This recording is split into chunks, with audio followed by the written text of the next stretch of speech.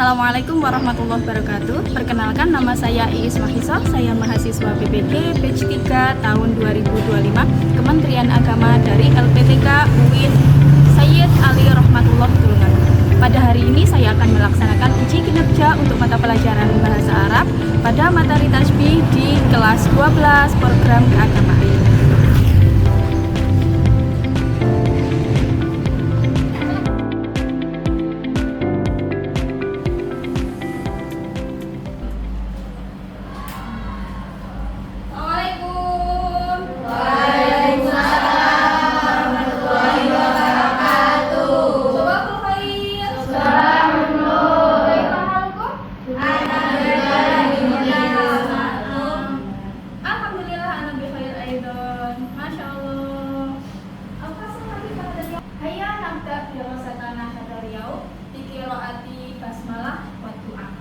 Bismillahirrahmanirrahim. Rabbi shrah li sadri wa yassir li amri wahlul 'uqdatam min lisani yafqahu qawli. Rabbi zidni ilman nafi'a warzuqni fahman shadiqa bi rahmatika ya arhamar rahimin.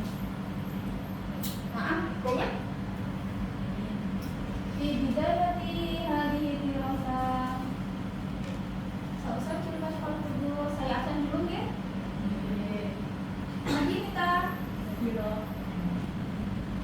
Adita. Adita. Ayu Askia. Anissa.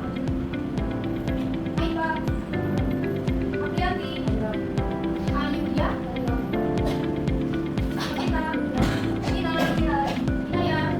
Zaskia.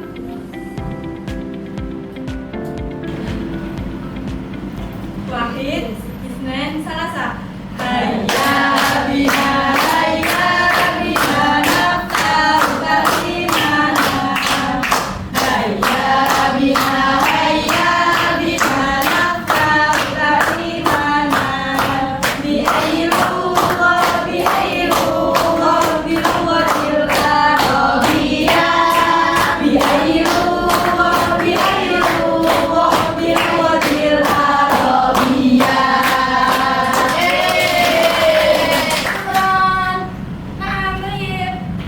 Siapa yang masih ingat pembahasannya ilmu bayan dulu di awal sekali kalau kan sudah ada susupnya. Siapa yang masih ingat ilmu bayan susupnya apa saja? Tasbih, kemudian majas,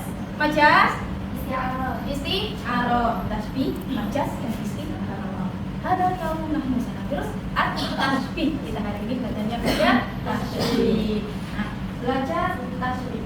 Tasbih di dalam Al-Qur'an itu punya banyak sekali contoh-contohnya. Kira-kira di antara fungsi dan hikmahnya ada tasbih dalam Al-Qur'an itu kenapa? Kenapa banyak sekali tasbih atau perumpamaan dalam Al-Qur'an? Ayo, siapa yang tahu? Kira-kira yang tahu? Pina lagi. Ayo. Mau lihat? Dan kira-kira kenapa ada mengejek? Kenapa manusia sering pakai perbandingan tasbih? Buat apa mau? Untuk mengejek. Untuk mengejek. Suka ngejek ya, membanding-bandingin orang? Ya. Kenapa manusia juga sering pakai tasbih selain ngejek? Buat apa? Cantik puji. Kamu nomor 1 mengejeknya. Oke, selain buat memuji, apalagi? Untuk membandingkan saudara. Bandingin, ya memang namanya tasbih juga perbandingan, mesti untuk membandingkan. Nah, perbandingan tadi termasuk yang ada di dalam ayat Al-Qur'an, kira-kira itu rahasianya apa? Ayo, siapa yang tahu? Kira-kira rahasianya kenapa ada banyak sekali tasbih di Al-Qur'an? Kira-kira kenapa kemudian banyak sekali ayat-ayat yang bunyinya untuk berdakwah itu pakainya tasbih? Ayo. Kita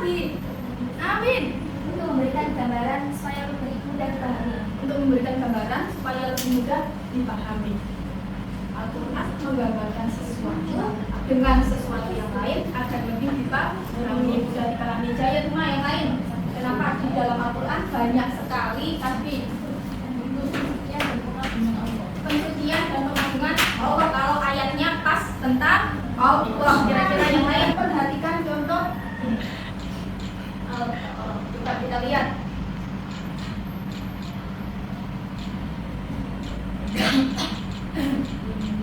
Al-Baqarah ayat 76. Sekarang sampai perhatikan ayat Al-Baqarah ayat 74. Bismillahirrahmanirrahim. Tsumma qasat qulubukum min ba'di dzalika fahiya kal hijarati aw ashaddu qaswa. Ketika kemudian hati dibandingkan seperti batu. Qasat qulubukum min ba'di dzalika fahiya kal hijarati. Salah satu contoh tasbih di Al-Qur'an. Kita cari tasbih yang lain tentang tasbih. Benar. Tujuan pembelajaran pada hari ini adalah yang pertama menganalisa konsep, makna, dan fungsi tasbih serta jenis-jenisnya tasbih dalam sebuah kalimat. Yang kedua adalah menyajikan hasil analisa konsep dan makna fungsi tasbih dalam sebuah kalimat. Jadi belajar konsepnya tasbih. Yang kedua adalah kalian harus mempresentasikan tasbih serta jenis-jenisnya. Ta'rif tasbih, definisinya tasbih. Secara bahasa, tasbih berarti penyerupaan atau pengumpamaan, menyerupakan sesuatu dengan sesuatu yang lain. Persamaan antara dua hal atau satu hal tertentu dengan menggunakan adat untuk menyamakan karena mutakallim mempunyai tujuan tertentu. Aqdun mumatsalah baina amrayni au aksar. Persamaan antara dua hal dalam satu sifat atau lebih. Biadatin dengan menggunakan adat. Lighardin untuk tujuan tertentu. Yaqsidul mutakallim karena mutakallimnya mempunyai tujuan tertentu. Jadi tasbih itu mengumpamakan sesuatu dengan sesuatu yang lain. Baik itu karena ada sifat persamaan satu atau lebih. Sifatnya boleh satu, boleh lebih. Kenapa kok bisa makan? Karena mutakallim yang ngomong dia punya tujuan tertentu. Selanjutnya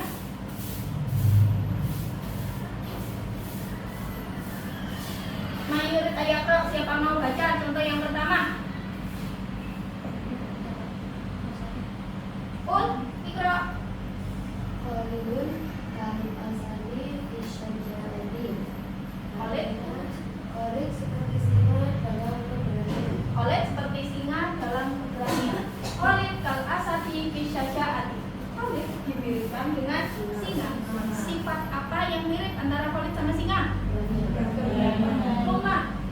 Ada yang disamakan dan ada yang diserupai, menyerupakan sesuatu dengan sesuatu yang lain. Otomatis ada yang disamakan, ada yang diserupai. Dalam tasbih ini masuk ke dalam rukun-rukunnya tasbih. Arkanut tasbih.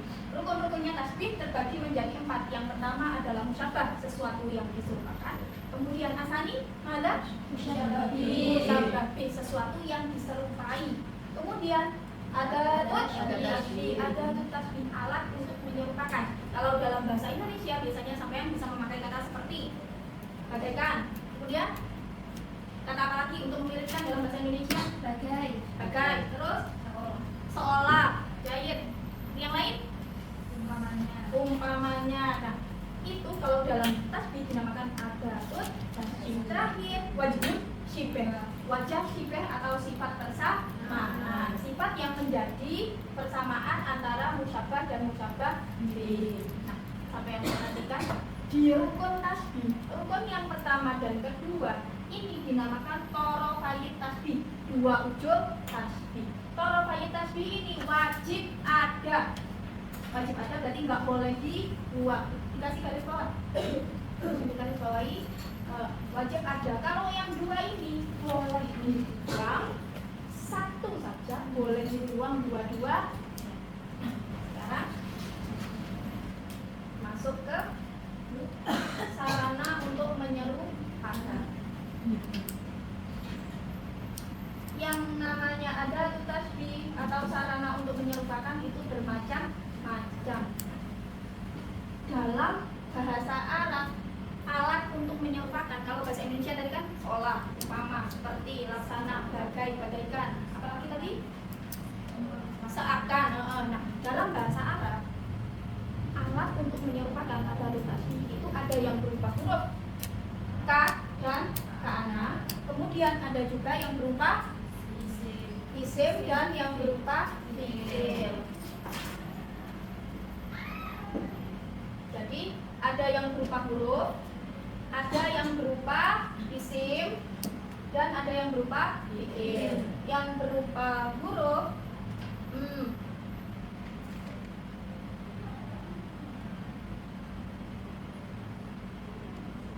yang berupa huruf ka dan ka'ana, cuma dua, ka dan ka'ana, tapi ada perbedaannya.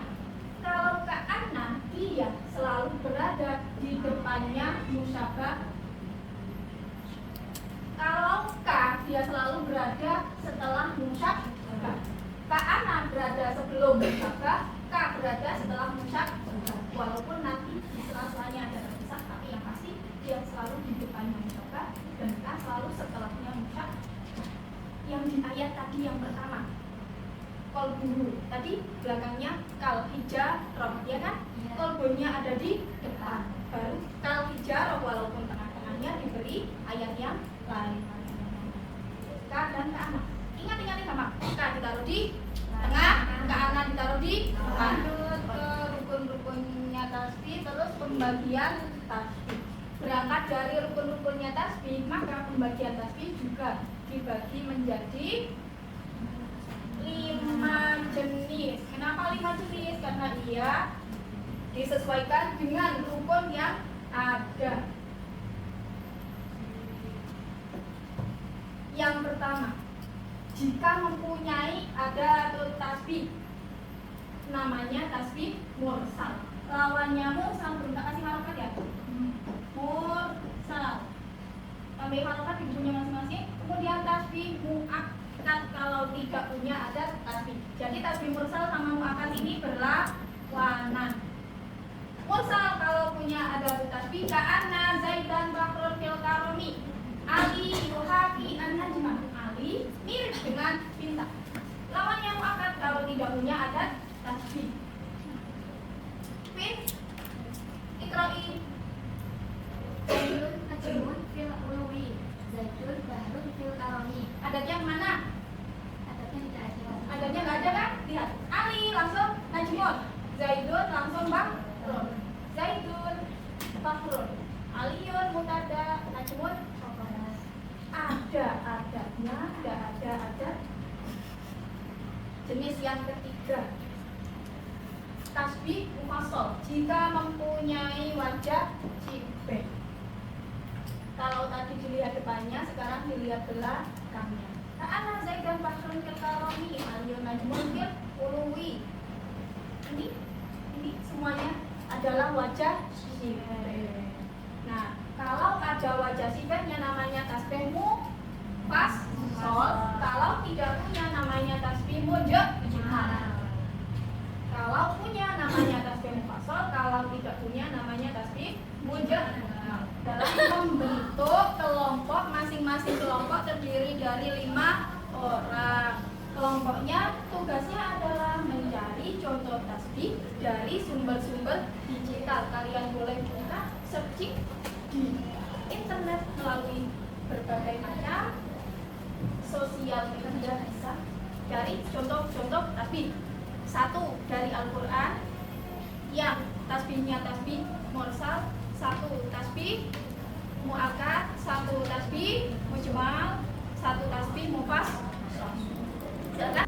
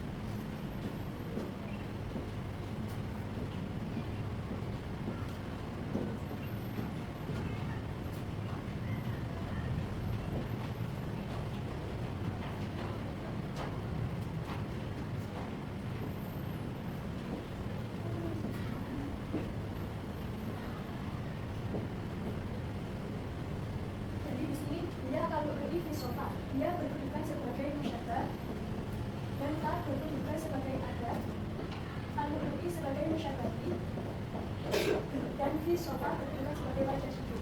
Jadi di sini dikarenakan segala tafsir masyhurnya menjadi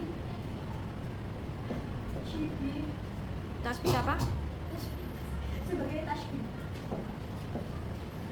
Jadi di sini sebagai tasbih mursal.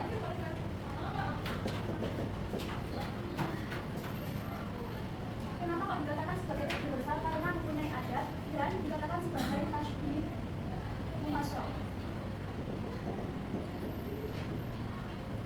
Karena mempunyai adat dan mempunyai wajib. Sekian kesimpulan dari saya. Kalau punya maaf, assalamualaikum warahmatullahi wabarakatuh. Memasuki jalur kelima untuk putri.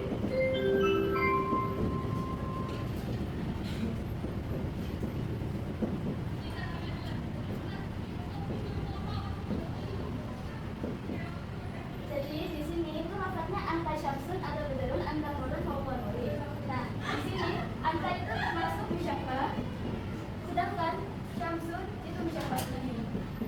Begitu pun seterusnya, ini juga termasuk musyabbah, ini musyabbah ini juga musyabbah, ini nurun maupun nuri juga musyabbah ini. Nah, untuk sebutannya yang hanya ada musyabbah dan musyabbah ini disebut tasbih balet, yang artinya di sini tuh dalam susunan tasbih ini tidak ada alat dan bentuk sifatnya. Sekian, terima kasih. Assalamualaikum warahmatullahi wabarakatuh. Waalaikumsalam warahmatullahi wabarakatuh. Ustaz Jibi tasbih. Nah, ini tadi sudah semuanya presentasi. Semakin paham ya tasbih itu apa ya? Yeay. Apalagi ini? Bulan kemarin bulan Maulid kan? Yeay. Banyak yang baca ini? Yeay. Anta syamsun, anta badrun, anta nurun, fawqa Nuri. Cinta Rasulullah apa enggak? Cinta. Mengibaratkan Rasulullah dengan matahari. Tasbihnya tasbih balet. Nah, di sini kalau tibaan tahu ya.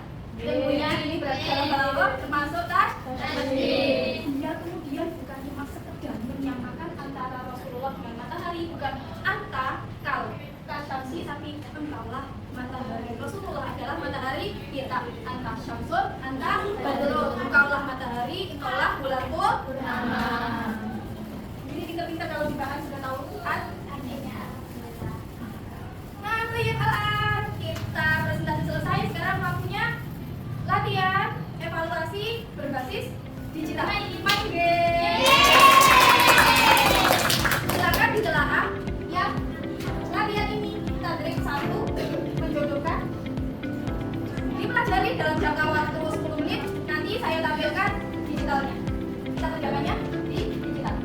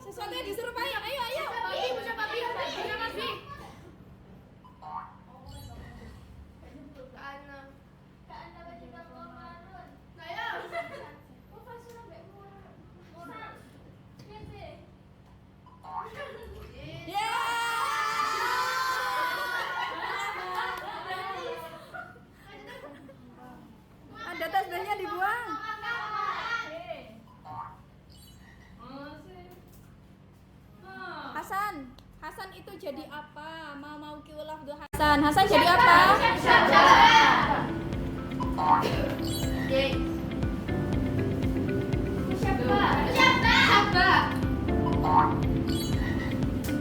Ayo ganti.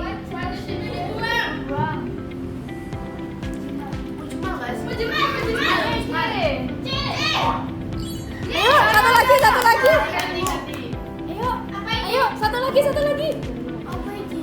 Al ilmu kan orang gitu deh.